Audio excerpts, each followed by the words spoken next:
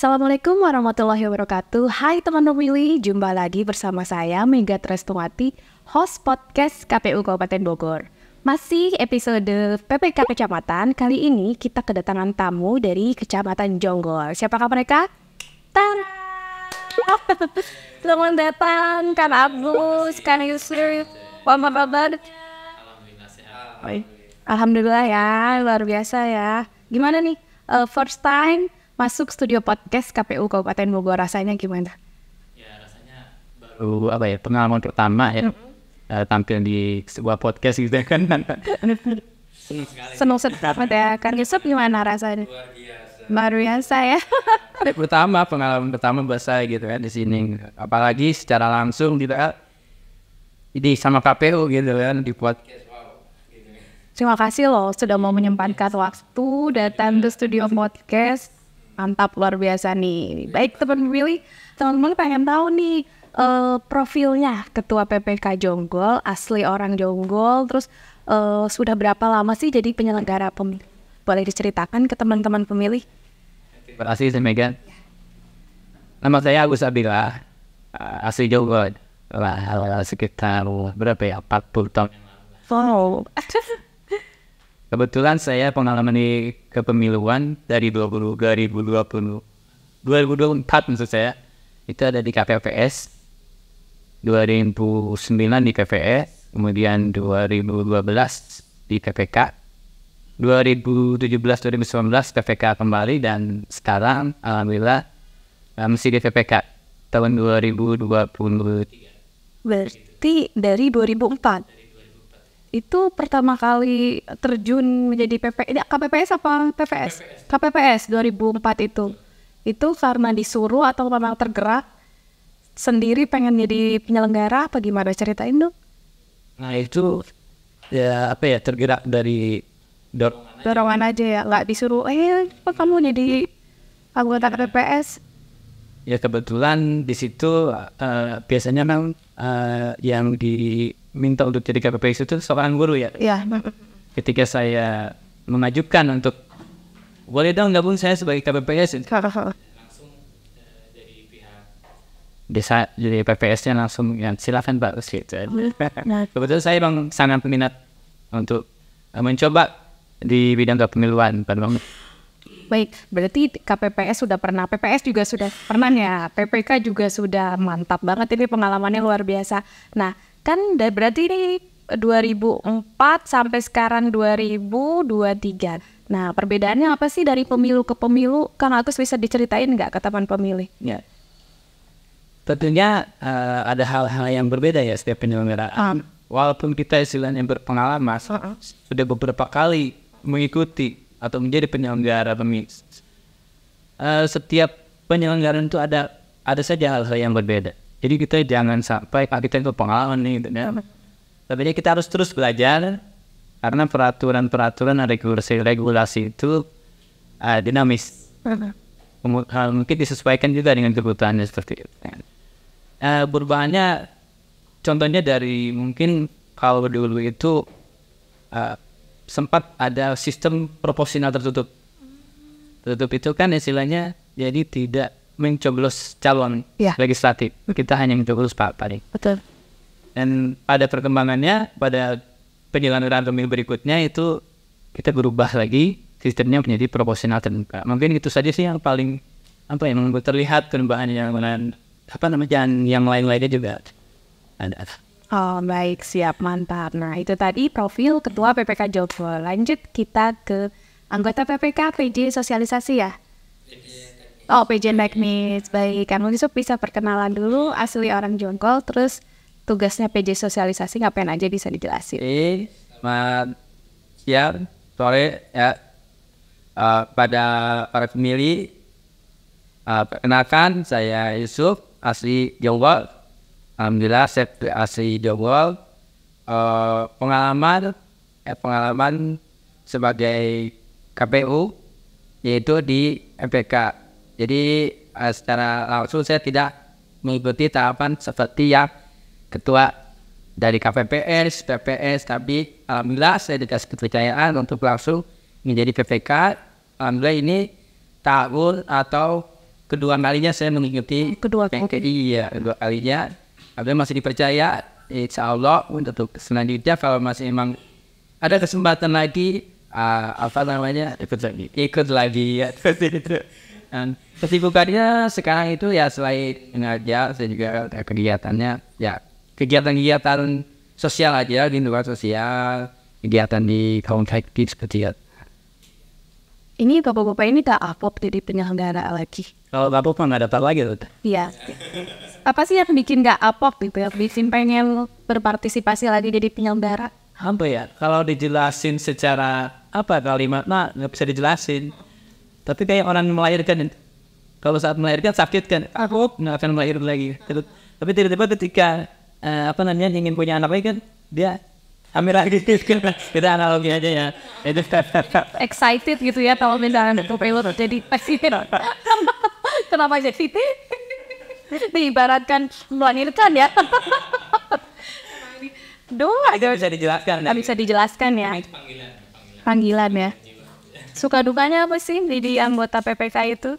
Ya suka dukanya itu sukanya kita jadi mengenal banyak orang di Kabupaten Bogor yang sukanya gitu kan. Jadi yang tadinya kita tahu dari kecamatan yang terdekat terjauh PPK, anggota PPK ataupun yang lainnya kita alhamdulillah kenal gitu. Dukanya emang kita nggak ada waktu jam kerja itu ya, waktunya tidak terhitung lah sebenarnya. Tapi di situ kita bahagia aja gitu ngejalanin, walaupun emang ya sedikitnya dari pengalaman kemarin sempat pesimis juga gitu. Ini mau niatnya nggak daftar, tapi emang panggilan aja pengen daftar, ya alhamdulillah daftar ya. Dapat kontribusi ya.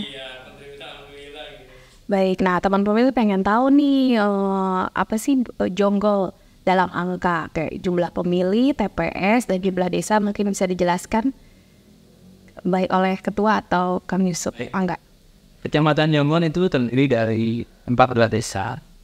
Jumlah TPS-nya 415 dengan jumlah data pemilih tetapnya 104.188. Seperti itu. Jumlah TPS-nya 415. Itu ada kenaikan dari tahun 2019 ada berapa TPS? 2019 itu awalnya 407 TPS. Oh, 407, berarti naik 8 TPS ya. Nah, tadi jumlah desanya berapa kan? 14. Desa terjauh itu desa apa? Desa yang paling jauh itu Sukajaya. Sukajaya. Perbatasan dengan Sukamakmur. Kecamatan Sukamakmur sebenarnya, ibu kotanya. Itu kondisi geografisnya gimana sih? Apa bisa dilalui oleh mobil atau hanya bisa motor? Ya, Medannya akses jalannya sudah bagus ya. Aspal sudah segala jenis kendaraan, kecuali mungkin kendaraan yang besar kayak itu enggak kecil. Nah, dari 14 desa itu ada desa yang masih blank spot nggak menurut Pak Ketua nih? Yang Keseluruhan dalam satu desa itu nggak semuanya blank spot, tapi di dalam satu desa itu ada titik-titik blank spot. Ini seperti itu. Misalnya kalau di desa Balai Kambang, misalnya kampung Balai Kambang atau kampung Dampet ini ada di sini. Kemudian ketika ke kampung sebelah, nah itu udah hilang lagi seperti itu. Hanya pemerataannya saja mungkin. Kalau seluruh desa semuanya blank spot nggak ada. tidak ada ya untuk seluruh desa. Nah, itu kan 14 desa. Tantangan apa sih Pak Ketua sebagai Ketua PPK Jonggol dalam ini apa sih kat dulu jadi ngeblank atau tak sih muncul Takut saya. apa biasanya aku mau praktek nih. Tantangan apa aja sih Pak Ketua? Mau tanya tantangan apa saja yang dihadapi menjadi Ketua PPK Jonggol? Nggak apa-apa, lanjut terus nanti kita edit. Tadi dulu ulang lagi ya. Oke, 1, 2, 3. Tantangan apa saja sih yang dihadapi oleh Ketua PPK Jonggol? Ya, kalau bicara tantangan banyak ya. Tantangannya mulai dari pengelola SDM.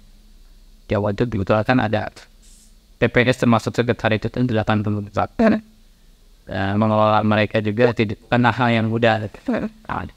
Perbedaan kemampuan dan daya serap ketika kita menyampaikan materi-materi juga itu menjadi tantangan tersendiri buat kita.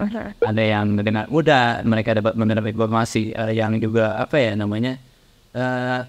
selalu nanya lagi seperti contohnya Kemudian hal-hal lain juga seperti kita menuju lokasi-lokasi seperti kemarin ada pemutahiran data pemilih. Itu tantangannya sangat berat. Dibilang berat tapi ketika di jalannya kita beres aja selesai gitu ya. Contohnya ketika kita mendata pemilih di Citra Indah, itu tidak cukup 1 kali, 2 kali, 3 kali, 4 kali baru ketemu mereka. Karena mereka itu kebanyakan aktivitasnya di Jakarta dan beberapa yang lain. Malam hari juga sempat kita coba, bahkan saya juga sempat turun dengan teman-teman PK untuk mendampingi Pak Tali, ingin memastikan apa benar sih gitu. Ternyata benar itu tantangan dari sekian banyak tantangan itu. Ini contohnya saja deh. Berarti perumahan ya, perumahan. Malah perumahan lebih sulit daripada di desa-desa. Kalau di desa udah ketahuan ya, ketika sore mereka itu pasti udah ada di rumah, pulang dari Sabah segala macam. Kalau orang-orang di Citra itu belum ketahuan, bisa dipastikan apa mereka ada di rumah itu. Itu mayoritas berarti pekerjaannya di Jakarta semua. Dan Cikarang, Bekasi, tidak. Luar biasa. Sulit seperti itu. Oke, pertanyaan selanjutnya nih. Inovasi-inovasi apa saja yang sudah dilakukan oleh PPK Jonggol dalam mengedukasi masyarakat biar masyarakat tuh tidak termakan isu hoax? Karena kan sekarang itu banyak ya di medsos ya berita-berita hoax, buzzer, akun-akun buzzer itu yang mengupload atau menyampaikan berita hoax. Apa sih edukasi untuk masyarakat? Inovasinya dari kalian? Kebetulan PPK Jonggol sampai saat ini kita memanfaatkan misalkan ada acara-acara tertentu ya di desa maupun di kecamatan, kita selalu menyelipkan kegiatan sosialisasi tentang tahapan pemilu yang sedang berjalan maupun yang sudah dilakukan. Termasuk itu salah satunya yaitu untuk mengedukasi masyarakat tentang berita yang lebih jelas, seperti itu. Kita sudah sampaikan bahwa kita jangan mudah terpengaruh, jangan mudah langsung percaya kepada berita-berita yang belum jelas sumbernya, apalagi dari media-media online yang belum terregistrasi. Iya, betul. Seperti itu. Nah, menurut akang-akang nih, mau tanya ke Kang Yusuf boleh ya? Menurut Kang Yusuf, pemilu yang ideal itu seperti apa sih? Menurut saya pemilu yang ideal itu tidak merugikan salah satu pihak, ya. Jadi semuanya berjalan dengan sesuai undang-undang itu ditetapkan. Ya, jadi salah satu tidak ada yang dirugikan, baik itu dari penyelenggara, baik itu dari calon tersebut atau dari partai atau yang sebagainya gitu. Jadi idealnya seperti itu ya. Menurut saya pribadi ini idealnya seperti itu. Jadi semuanya mendapat hasil yang memuaskan atau mendapatkan hasil yang diinginkan itu tanpa merugikan salah seorang pun atau salah satu dari di lingkungan pemilihan tersebut, kepada KPU, Bawaslu ataupun dari partai yang bersangkutan. Kalau menurut Pak Ketua, pemilu ideal itu kayak gimana sih? Ya, pemilu ideal itu berjalan sesuai dengan ketentuan dan peraturan yang berlaku. Ini sudah sangat ideal. Sudah sangat ideal ya. Harapannya nih untuk pemilu serentak 14 Februari 2024 apa? Harapannya untuk di Jonggol khususnya ya. Yang pertama partisipasi yang meningkat, antusiasme warga ya meningkat, juga berjalan dengan lancar, kondusif itu saja, sesuai dengan yang diharapkan. Mau ditambahkan Kang Yusuf harapannya? Harapannya sama sih sebenarnya, tidak berbeda jauh ya. Karena setiap daerah kan mungkin kendala di lapangan kan kita nggak tahu seperti apa, tapi ya kita memaksimalkan di situ untuk kita untuk bisa memaksimalkan yang datang itu benar-benar bisa hadir ke TPS, tidak ada gangguan di jalan ataupun di mana gitu kan, karena kita nggak tahu kondisi lapangan seperti apa harapannya semuanya ikut partisipasi. Semua ikut partisipasi ya, mantap. Pak Ketua mau nanya lagi dong, teman-teman ini pada kepo nih. Gimana caranya sih menjaga kekompakan antar PPK dan PPS Jonggol? Apa kalian mengadakan rapat koordinasi atau teman-teman PPK ini turun langsung ke supervisi ke desa-desa? Seperti apa sih untuk menjaga soliditas dan kekompakan teman-teman PPK PPS? Yang sudah kita lakukan khususnya di PPK Jonggol selama ini, kita selalu mengadakan koordinasi dalam setiap tahapan-tahapan ya. Apabila mungkin diperlukan ya kita kumpulkan ya PPS. Kita kumpulkan di mana nih? Oh, dikumpulkan semua rame-rame. Itu seminggu sekali kah atau sebulan sekali biasanya? Sesuai dengan intensitas kegiatannya. Oh, Jadi kalau kira-kira kegiatannya tidak terlalu padat, ya kita tidak laksanakan. Tapi kira-kira ada yang hal-hal yang perlu dibahas, ya kita adakan kumpulan misalnya dengan PPS. Dengan PPK juga sama. Kalau PPK saya senangnya ini sih, ajak mereka makan. Ngeliwat ya? Seperti itu. Dan kita juga sering turun ke desa-desa. Ada kita kan ada korwil masing-masing.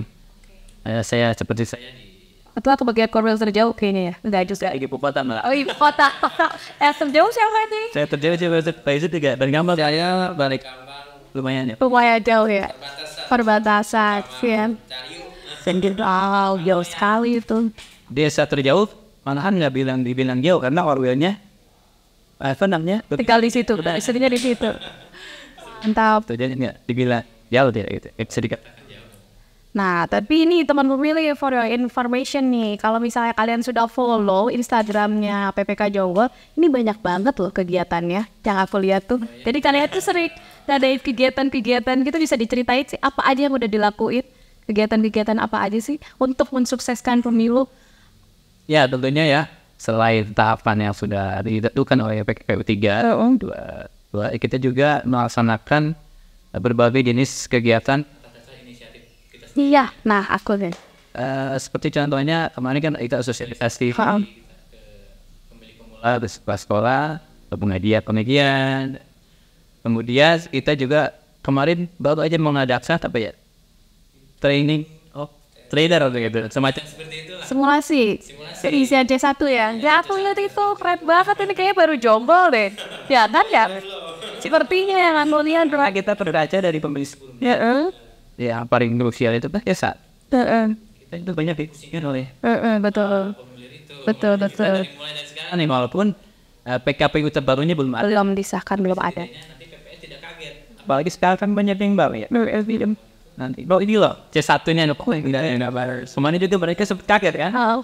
Oke, gimana? Ya, Gimana?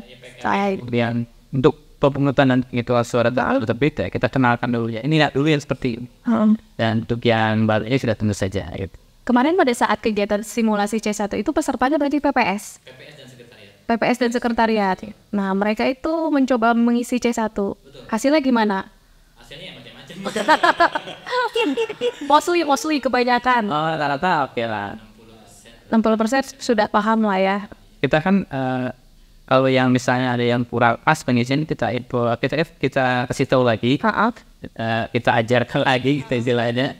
Dan pada kesempatan kedua ya alhamdulillah hasil. Oh, ini berdua 2 kali berarti. Ini dalam satu kegiatan kasih 2 kali latihan. 2 kali latihan. Oke. Nanti kedepannya akan ada lagi simulasi C1 ya. Apalagi kalau sudah keluar PKPU yang terbaru tutung surat. Itu bakal diadakan lagi tuh simulasi C1 itu. Oke, baik teman pemilih, itu tadi obrolan kita dengan PPK Jonggol. Seru banget kan? Nah, Akang ini dong terakhir pesan untuk teman pemilih, ajakan memilih pemilu serentak 14 Februari 2024. Mangga. Baik, warga Jonggol, khususnya teman pemilih yang sudah berusia 17 tahun dan memiliki KTP elektronik, jangan lupa gunakan hak pilihnya sebaik mungkin. Manfaatkan kesempatan ini, jangan disia-siakan. Ini karena ini adalah menjadi bagian kita sebagai warga negara untuk membangun bangsa dan negara kita ini. Besok mau menambahkan pesan singkat? Sepertinya untuk ini karena kenapa kita kan pengen mensukseskan pemilu. Jadi diharapkan bagi teman-teman pemilih jangan lupa data TPS tanggal 14 Februari ya untuk mensukseskan. Jangan sampai karena hasutan yang atau hoax Anda bermalas-malasan untuk data TPS. Ya. Oke, teman pemilih, itu tadi pesan singkat dari teman-teman PPK Jonggol. Jangan lupa teman pemilih bisa cek DPT online. Teman pemilih sudah terdaftar atau belum sebagai pemilih, dicek dptonline.kpu.go.id. Baik, demikian obrolan kita hari ini dengan PPK Jonggol. Sampai jumpa di episode selanjutnya. Wassalamualaikum warahmatullahi wabarakatuh. Hatur nuhun, Kak. Jadi mau